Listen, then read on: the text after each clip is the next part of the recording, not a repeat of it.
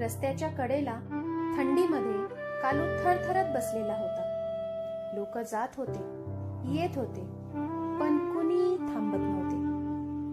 नवीन वर्षाची आतषबाजी सगळीकडे सुरू झाली. सगळीकडे आनंदी आनंद, पण कालूच्या डोळ्यात फक्त आणि फक्त भीती होती. फटाके फटफट फुटू लागले.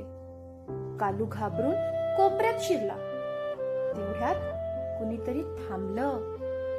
एक चादर, थोडं अन्न आणि मायेचा हात.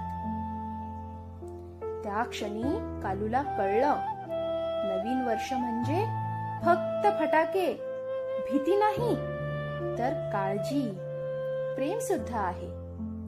या नवीन वर्षात एक तरी कालू आपला करूया. Happy new year माणुसकीने.